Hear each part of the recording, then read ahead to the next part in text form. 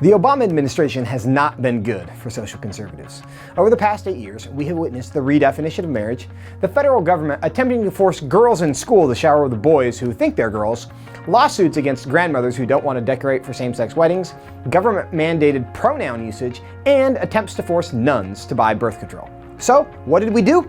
We elected a strip club owner from The Apprentice to replace him. Well, if you're having a hard time being too excited about it, I get it. Trump used to support abortion and actually was kind of complimentary to Planned Parenthood during the campaign.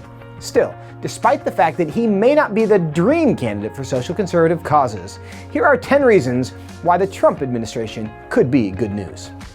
1.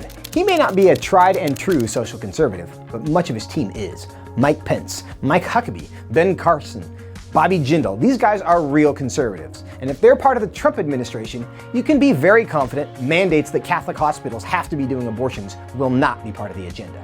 2. Planned Parenthood can be defunded. The House and Senate both passed legislation to defund Planned Parenthood that was vetoed by President Obama. Trump has said he will sign this legislation if it comes to his desk, which would require Planned Parenthood to go fund themselves. 3. The Supreme Court will not be stacked with progressives. When Justice Antonin Scalia died, it left a vacancy on the court that remains unfilled. If Hillary Clinton had nominated Scalia's replacement, the harm to the First Amendment and life could have been devastating. However, if President-elect Trump follows through with his commitment to nominate an originalist justice to the bench, it will likely mean good things for civil liberties and the protections of the unborn. 4. Obamacare can be repealed. Multiple times, Congress passed legislation to repeal Obamacare, along with its promotion of abortion and multiple threats to conscience rights. President Obama, however, was in no mood to repeal legislation that was the foundation of his legacy. President-elect Trump has promised repeatedly to repeal Obamacare and will begin his term with congressional leadership that has repeatedly shown a willingness to do so. 5. The open bathroom mandate should be repealed. Earlier this year, President Obama issued a memo telling every school district in the country that they would lose education funding unless they forced girls in their schools to share showers and locker rooms with boys who think they're girls. A new memo from a new president can eliminate this threat as quickly as it was created. 6. The Health and Human Services mandate can be repealed. After Obamacare was passed, the Department of Health and Human Services issued a mandate that requires all employer health plans to provide free contraceptives, sterilizations, and abortion-inducing drugs, regardless of any moral or religious objections. This is the mandate that put Little Sisters of the Poor, a nunnery, at odds with the federal government because they did not want to pay for contraceptives. However, since this mandate was simply an agency directive rather than an act of Congress, a new directive from a new agency leadership can solve the problem quickly. 7. The Hyde Amendment will not be repealed. The Hyde Amendment prohibits the use of federal funds for abortion, and the abortion industry has wanted to get rid of it for decades.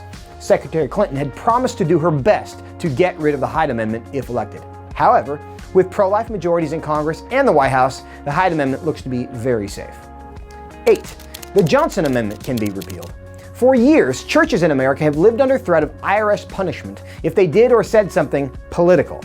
This is because, in 1954, then-Senator Lyndon B. Johnson passed a rule prohibiting religious 501c3 organizations from engaging in electioneering. And while the threat is largely a paper tiger, in fact, no church has ever lost their tax-exempt status for saying something about politics, it remains a great source of confusion in religious communities.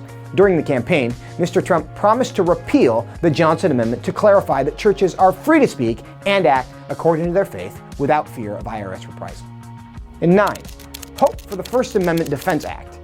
Earlier this year, legislation was introduced in Congress that would prohibit the government from discriminating against people because of their beliefs.